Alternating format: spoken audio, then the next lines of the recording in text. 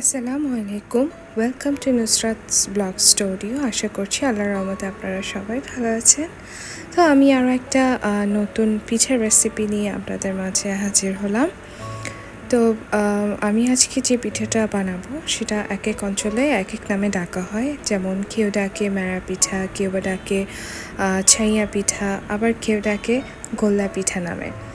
তো প্রথমে একটা পাত্রে আমি গুড়কে গলিয়ে এটাকে ভালো করে সিদ্ধ করে নিব নরম করে। দেন হচ্ছে আমি এই গুড় যে পানিটা সেটাকে আমি ছেঁকে নিব। তো এতে করে হবে যে গুড়ের মধ্যে অনেক ধরনের ময়লা থাকে বা অনেক সময় বালু থাকে। তো সেক্ষেত্রে আপনারা যদি এইভাবে একটা সাদা কাপড় দিয়ে গুড়টাকে ছেঁকে নেন, তাতে করে ময়লাটা আলাদা হয়ে যাবে। তো সেটাও আমি আপনাদের সাথে শেয়ার করলাম কীভাবে এটা করবেন আপনারা।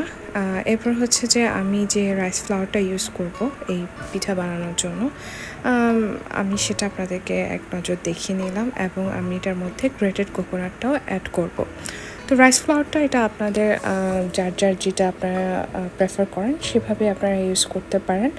আমার মনে হয় যে এই পিঠা বানাতে আমার কাছে, যেহেতু আমরা দেশের বাইরে থাকি, তো আমার কাছে এই রাইস ফ্লাওয়ারটাই সবচেয়ে বেশি ভালো মনে হয় এটার জন্য। তো আমি এখন সেই যেটা আমি ছেঁকে রেখেছিলাম সেটাকে আমি আলাদা পাত্রে সুন্দর করে আবার বয়েল করে নিব এবং তার মধ্যে আমি এই যে গ্রেটেড কোকোনাটটা সেটা অ্যাড করে দিয়েছি। এবং যখন কোকোনাটটা এবং গুড়টা একসাথে পারফেক্টলি মিশে যাবে, তো তখন আমি হচ্ছে আস্তে আস্তে করে এটার মধ্যে গুঁড়ি অ্যাড করে দিব, লাইক রাইস ফ্লাওয়ার যেটা সেটা অ্যাড করে দিব। তো আপনারা এটাও দেখতে পাচ্ছেন যে এটার কালারটা কেমন হয়েছে, একদম ডিপ গুড়টার কালার হয়ে গেছে নারকেল সহকারে।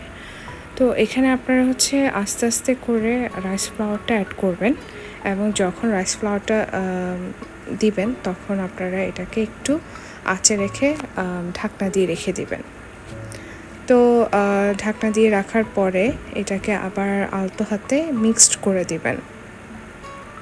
মিক্সড করার পরে যদি আপনার মনে হয় যে হ্যাঁ আমার আর একটু ফ্লাওয়ার লাগবে, সেক্ষেত্রে আপনারা আস্তে আস্তে করে ফ্লাওয়ারগুলোকে অ্যাড করবেন এবং এটাকে মিক্সড করবেন। একসাথে সব ফ্লাওয়ার দিয়ে দিবেন না বেশি করে, তাতে করে পরবর্তীতে এটা বেশি ড্রাই হয়ে যায়। তো আমি এখানে দেখতে পাচ্ছেন একদম আস্তে আস্তে করে যতটুকু প্রয়োজন ততটুকু আমি রাইস ফ্লাওয়ার এখানে দিচ্ছি এবং তার সাথে সাথে আমার চুলার যে আঁচটা সেটাও আমি একদম আপনার লো হিট থেকে একটু বেশি আমি এটাকে রেখে দিয়েছি, যাতে করে ডোটা পারফেক্ট কুকড হয়। তো যখন আপনারা দেখবেন যে এরকম ডোটা আপনার লেগে আসছে বা উঠে আসতেছে, তখন আপনারা মনে করবেন যে আপনাদের ডোটা একদম পারফেক্টলি কুকড হয়ে গেছে। এবং আমি এটাকে সবসময় কী করি, মিক্সড করার পরে এই ডোটাকেও 1 থেকে 2 মিনিট আমি এটাকে দমে রেখে দিই। তো এতে করে এটার যে একদম পারফেক্ট সিদ্ধ হয়ে যায়, কাঁচা ভাবটা থাকে না। এখন আমি এটাকে ঢেলে একটা বোলের মধ্যে নিয়ে নিয়েছি এবং এটা যখন একটু ঠান্ডা হবে এটাকে আমি ঠিকভাবে আস্তে আস্তে করে মথে নিব, যাতে করে ডোটা একদম সফট থাকে। তো আপনারা দেখতে পাচ্ছেন যে এটার শেপটা কীরকম হবে।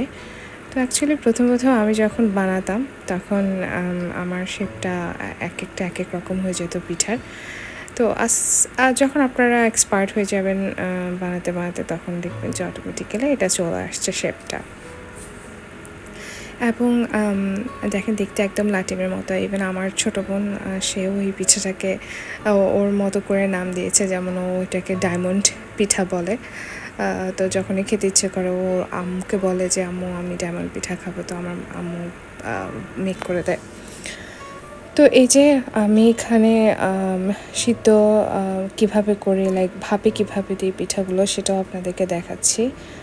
যাদের কাছে এরকম আমার মতো ভাপ দেওয়ার ওরকম পারফেক্ট পাতিল থাকে না বা ওয়ে থাকে না, তারা আপনারা এভাবে ভাপ দিতে পারেন। এবং ভাপ দেওয়ার ক্ষেত্রে আপনারা সবচেয়ে যেটা গুরুত্বপূর্ণ বিষয় সেটা হচ্ছে যেন যখন আপনারা ঢাকনাটা দিবেন তখন যেন আপনার ভাপটা বের না হয়ে যায়।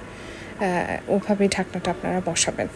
তো এই যে পিঠা বানানোর পরে ভাপ সিদ্ধ হওয়ার পরে এই যে পিঠা দেখতে পাচ্ছেন, একদম কি নাইস পিঠা। যদি আপনারা না খান এটা মুখে দিলে গলে যায়।